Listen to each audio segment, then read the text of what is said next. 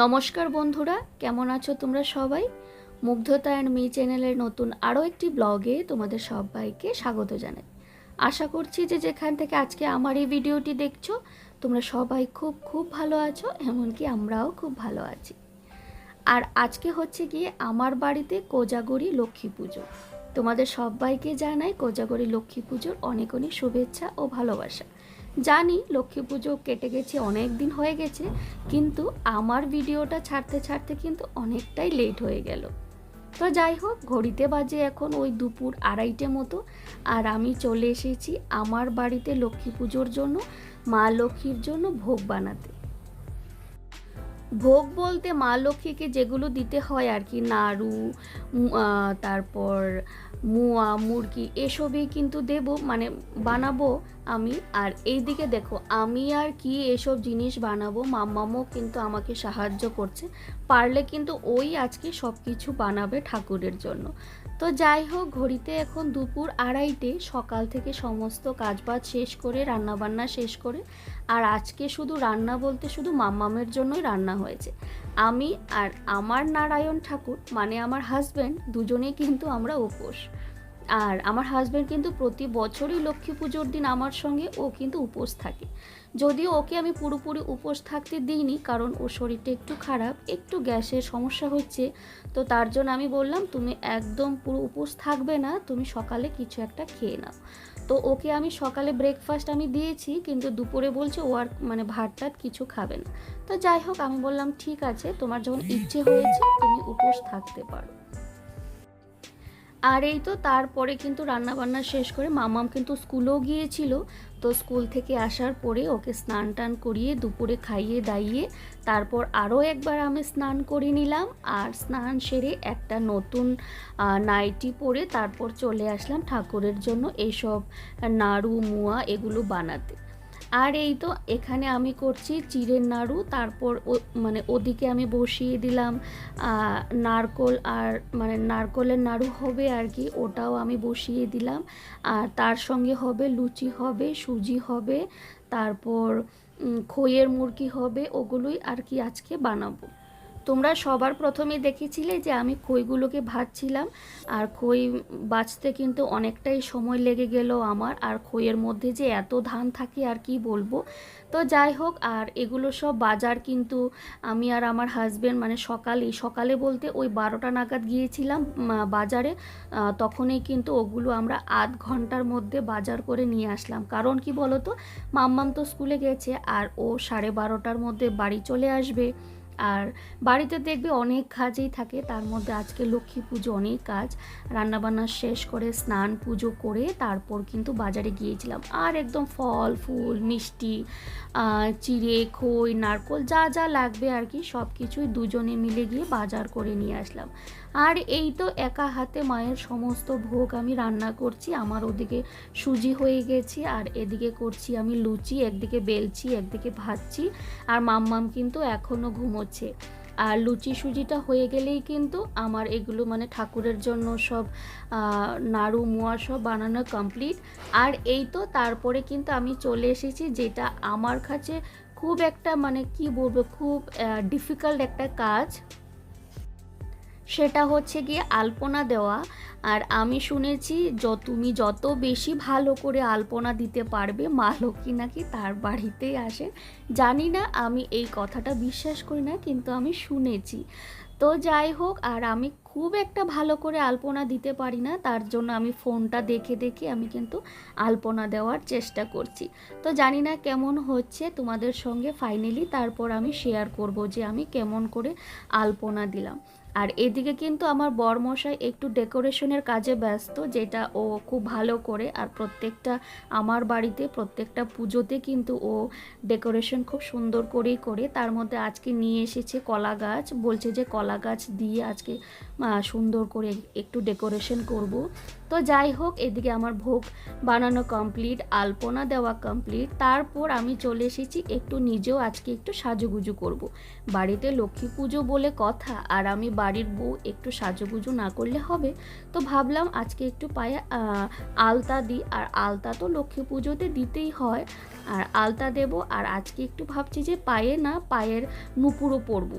সেটা তো আর পড়া হয় না, কোথায় যে রেখেছি খুঁজেও পাই না। কিন্তু আজকে পরবো বলে না, আমি গতকালে কিন্তু ওটাকে খুঁজে একদম হাতের সামনে রেখেছি। আর ভাবছি যে আলতাটা দিয়ে না পায়ের নুপুরটাও আমি পরে নেব।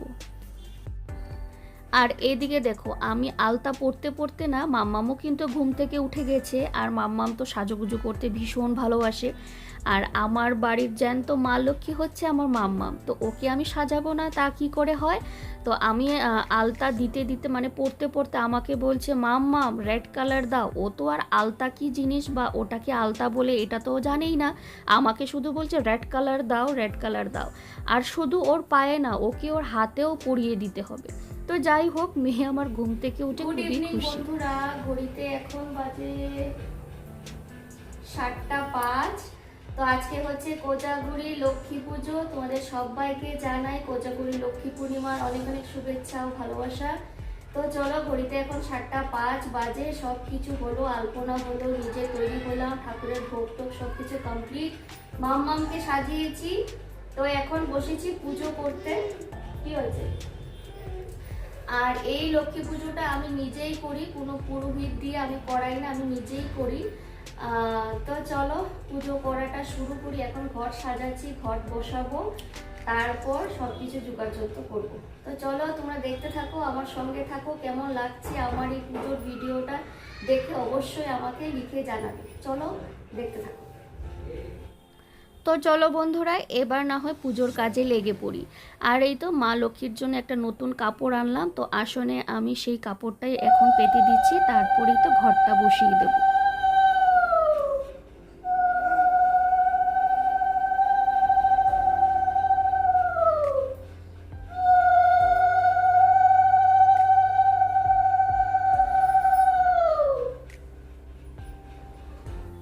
তো চলো এখন আমি পান সুপুরির থালাটা সাজিয়ে নিই। 3টে পান দিলাম, সুপুরি দেব, গোটা সুপুরি দেব, তারপর একটু সিঁদুর, হলুদ, তারপর কড়ি, তারপর লবঙ্গ দেব।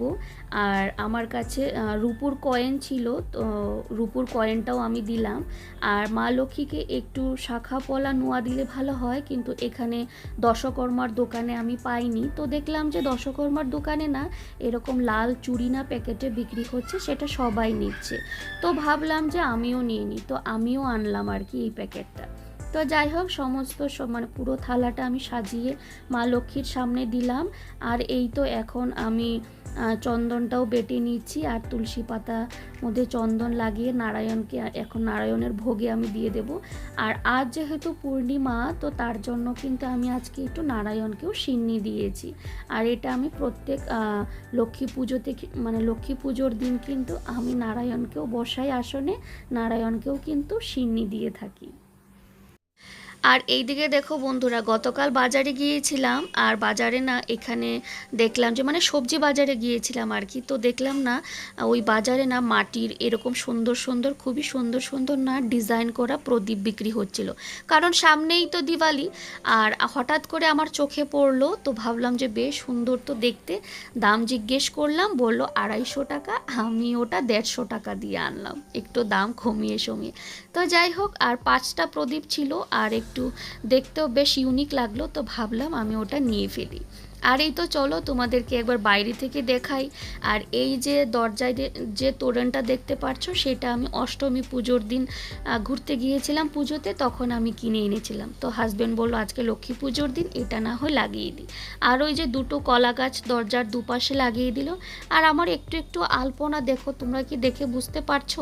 এক ফোঁটা বোঝা যায় না ভালোভাবে, কারণ যেহেতু সাদা রঙের আমাদের ফ্লোরটা, তো তার জন্য না সাদার মধ্যে না সাদা রঙের আলপনা খুব একটা স্পষ্ট করে না বোঝা যায় না। আর আমার বাড়ির জ্যান্ত মা লক্ষ্মী দেখো, পায়ে জুতো পরে একদম ঠাকুরের সামনে হাঁটাহাঁটি করছে। ওকে বারবার বলছি, মাম্মাম তুমি জুতো পরো না, জুতো খুলে ফেলো খুলে ফেলো। না, ও কোনোভাবেই জুতো খুলতে রাজি নয়। তো চলো বন্ধুরা, এবার আমি ধূপ ধুনো তারপর কর্পূর আরতি করব, সব কিছু সাজিয়ে নিই, তারপর কিন্তু আমি আরতি করতে বসে পড়ব। আর আমার কিন্তু পুজো প্রায় শেষের দিকে, ধূপ ধুনো দেখাবো, তারপর কিন্তু আমি পাঁচালি পরব। আর আমি আমার বাড়িতে কিন্তু লক্ষ্মী পুজোটা আমি নিজের হাতেই করে থাকি, তোমাদেরকে আগেই বললাম, কোনো পুরোহিত ডেকে আমি করাই না। আর এখানে পুরোহিত পেতে কিন্তু খুব মুশকিল হয়, তো আমি কিন্তু নিজের হাতেই করে থাকি। আর আমার বাড়িতে, আমার শ্বশুর বাড়িতে, আমার বাপের বাড়িতেও কিন্তু আমার দুই মায়েরা কিন্তু নিজের হাতেই পুজো করে থাকেন।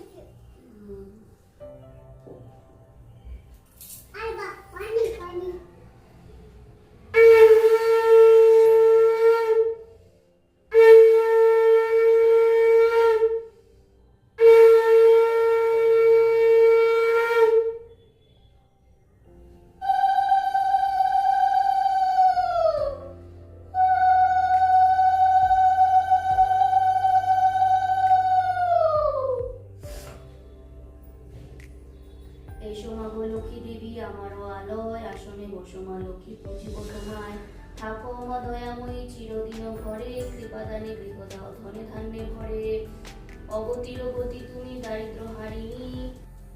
আর এই যে দেখো বন্ধুরা, কত বড় একটা আমি ভুল করতে যাচ্ছিলাম, মানে খুব শখ করে জানো তো, দুটো আমি বড় বড় পদ্ম ফুল আনলাম লক্ষ্মী নারায়ণের জন্য। আর আমি না পদ্ম ফুলটা দিতেই ভুলে গেছিলাম।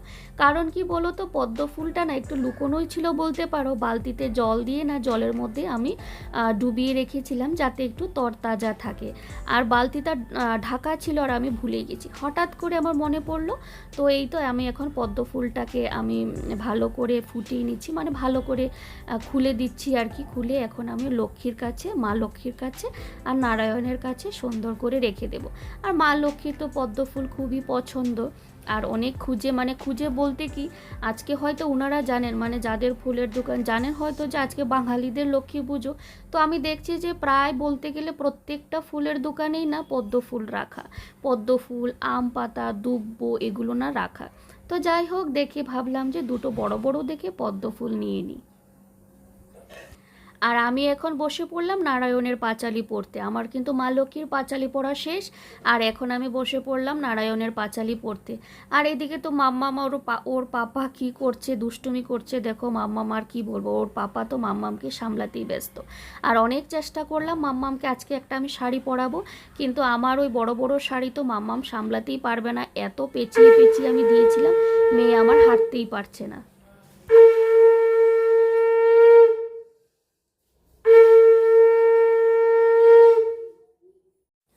তারপর জানো তো ভাবলাম যে না, আর শাড়ি পরিয়ে লাভ নেই, ওর হাঁটতে খুবই কষ্ট হবে, এতটা পেঁচিয়ে পেঁচিয়ে দিতে হচ্ছে আর কি বলবো। আর ছোট শাড়ি তো পেলামই না ওকে পরানোর জন্য। খুব ইচ্ছে ছিল মামামকে এবছর লক্ষ্মী পুজোতে শাড়ি পরাবো, কিন্তু আর হলোই না। তো যাই হোক, আগামী বছর চেষ্টা করব যে পুজোর আগে একটা শাড়ি কিনে রাখার। তো দেখো বন্ধুরা, আমার কিন্তু পুজো শেষ, পাঁচালি পরে নিলাম, ঘড়িতে বাজে এখন ওই 9:30 মতো। তো চলো, পুজো টুজো শেষ, আর এখন মন ভরে ভক্তি ভরে মা লক্ষ্মীকে আর নারায়ণকে প্রণাম করে দিই। আর তারপরেই কিন্তু আমার পুজোটা কমপ্লিট হয়ে যাবে। তোমাদের আমার আজকের এই পুজোর ভিডিওটা কেমন লাগলো, ভালো লাগলে একটা লাইক করবে, কমেন্টসের মাধ্যমে জানাবে। আর হ্যাঁ, জানি ভিডিওটা একটু বড় হয়েছে, প্লিজ তোমরা ম্যানেজ করে কষ্ট করে একটু ভিডিওটা দেখে দিও পুরোটা। তো চলো বন্ধুরা, সকাল থেকে উপোস করে একদম মন ভরে ভক্তি ভরে ঠাকুরের জন্য ভোগ টোগ বানিয়ে, মা লক্ষ্মীর জন্য ভোগ টোগ বানিয়ে ভালো করে শান্তি মতন পুজো দিলাম। তো তোমাদের দেখতে কেমন লাগলো অবশ্যই আমাকে জানিও। আর মাম্মাম তো ওইদিকে খুবই দুষ্টুমি করছে, খুবই জ্বালাচ্ছে, আর কি বলবো তোমাদের। তো বন্ধুরা, ঘড়িতে বাজে এখন 9:30, 9:30, 9:35। পুজো আমার দেওয়া শেষ, এখন ভোগ ছোটাবো।